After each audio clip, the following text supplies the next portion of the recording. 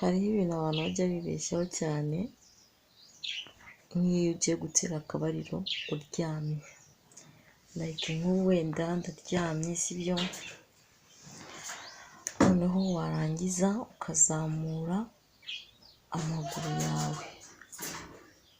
Ntabwo ndi buze kubibereka cyane ariko ndi buze kunyuzamo nkajya mbibereka.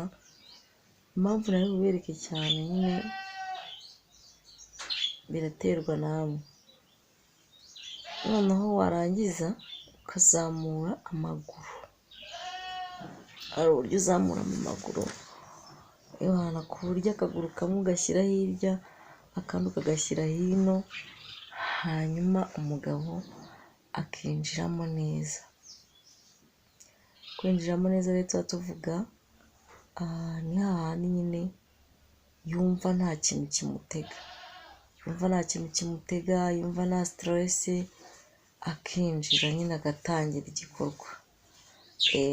Aho niho twita yuko nta kibazo cyangwa se yinjiye neza. Ariko hari aho uzasanga wenda nk'umuntu agira gute, aba agaramye ariko akamera nk'aho atagaramye, washyiramo ukumva ifite ikintu kiri kuyifata kuntu kandi kitari cyiza. Hariho ikintu tuyifatisha like nka kundi nababwiye ukuntu bafatisha inyama mu gitsina, bafatisha igitsina cy'umugabo inyama zawe zo mu gitsina bikamuryohera, ariko hari uburyo we agufatisha akakubanisha igufwa. Yamara kukubanisha igufwa ugasanga ntago uri kubasha kwinjiramo neza bitewe n'uburyo yibanye nyine yifunze. So rero ni ukuvuga ngo iyo umugore n'umugabo bagiye kubikora nubwo buryo babikoramo, babikora birekuye, akaguru akirekura, amaguru akayamanika nk'uko mwabibonye ruguru, ndaje ndanabibereka. Amaguru akayamanika, noneho yarangiza agakora iyo bwabaga, akajya azunguza ikibuno hasi, kugira ngo abashe gushimisha umugabo, sibyo? Abashe kumushimisha. Urakizunguza, ukajya ukizunguza, ukagifiringa kabisa ku buryo nababwiye kwa kundi uba uri kuzunguza ikibuno usa nkaho uri kwandika 888, cya gihe uri kumunyongera. Kandi nakubwiye ngo kwa kundi uba urimo wizunguza ugaruka hano ugaruka hino, niko kuba uri kugira gute, uri gutuma aryoherwa. Abantu rero kenshi bakunda kwibaza ngo abaryoherwa ate? Abaryoherwa kubera ko uba uri kumera nkaho uri kugenda ukimufatisha. Niko kuryoherwa aba ameze, nk'umuntu uri kumva ibintu bidasanzwe muri we, biryoshye bimeze ukuntu nyine kubera ko uri kunyonga.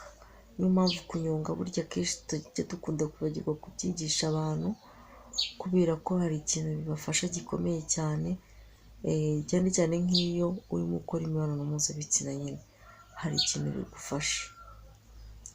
Ukanyonga, ugakatisha, ku buryo ubifiringa buri muntu wese muri kumwe cyangwa se buri gikorwa murimo, ugasanga muracyishimiye, uwo muri kumwe arishimye ndetse nawe urishimye muri rusange. Iyo turi gukora imibonano mpuzabitsina ntabwo tuba dushaka kugira ngo hagire uwishima hagire n'uwugendera aho, twese tuba tubishaka. Yaba umugabo wawe aba abishaka, yaba umugore wawe aba abishaka, kandi mwembi muba mugamije ikintu kimwe, kwishima, kugera ku ntsinzi. Ubwo rero iyo ntsinzi iyo uyigezeho biba ari byiza cyane kurushaho, ariko iyo utayigezeho urababara nyine ukumva wakoreye ubusa, sibyo? Niyo mpamvu rero dukunda kubwira abagabo kenshi ntibakirebeho gusa ku nyungu zabo ngo birangirize, ngo batume abagore babo batarangiza, ahubwo bajye batuma abagore babo barangiza bishime, maze ubundi abagabo nabo bizajya bituma banezerwa, bamererwa neza. Ibyo rero ntabwo ari ibintu tuzajya dusubiramo buri munsi, cyane cyane ko umaze kutwereka ko umaze gukura. Umaze gukura, buriya umuntu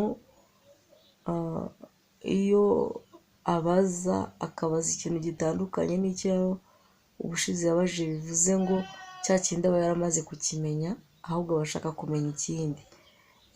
N'abandi rero mugerageze mwige vuba kandi mutangire mushyire puratike kugira ngo bibafashe kuba mwazamukana n'abandi. Ntabwo twifuza ko hari uwo dusiga inyuma, ariko nyine hari igihe biba ngombwa ko twigisha irindi somo kandi n'irindi ritaramenywa na bose, ahubwo ari ukubera ko nta kindi kintu wakora. Nanone iyo ugiye gutegerezanya umwana wo mu wa mbere ngo agumye ategereze uwo mu wa kabiri akomeze ategereze uwo mu wa mbere, kandi uwo mu wa mbere wenda azasibira kangahe, kandi uwo mu wa kabiri yifitiye ibakwe ryo kwimuka akigira mu wa gatatu, urumva biba bigoye cyane. Bivuze ngo rero bisaba ko uwo mu wa kabiri umureka akimuka mu gihe afite ubwo bushobozi bwo kwimuka, hanyuma uwo mu wa mbere ukajya ugenda ugasubira inyuma ukongera ukamusubiriramo kugira ngo urebe yuko uwo mwaka arimo azabasha kuwimuka. Ubwo rero abantu badukurikiye uyu munsi wa none aha ngaha, mukore uko mushoboye muhindure ubuzima bwanyu. Ubuzima birashoboka ko bwahinduka, mubuhindure, mubugire neza, mubuhe icyerekezo, kandi ndabizi birashoboka, mwita ku bo mwashakanye, mukora ibishoboka byose mubanezeza mu gitanda. Mu gitanda rero kubanezezamo nta kundi, ni byose twavuze ruguru. Ni ubwo buryo bwo kuba wenda ushobora kuba wamwitaho, ugatuma arangiza, ntugatuma urangiza wenyine, kumenya uburyo arangizamo, kumenya ikimushimisha, ibyo byose twavuze, kumenya uburyo uri bukimuhemo niba uri umugore, kugira ngo abashe kwishima, ibintu nk'ibyo. Ariko iyo utabizi, iyo utabisobanukiwe, biragora cyane, binatuma utekereza ibintu byinshi, cyangwa se umuntu akagutekerezaho ibintu byinshi, kandi si byiza ko kugeza kuri iyi saha ushobora kuba nta kintu uzi, kandi twarabikwigishije, twarabikubwiye igihe kinini cyane. Byaba bigoranye, byaba binababaje, nta kintu uzi kandi twarabikwigishije.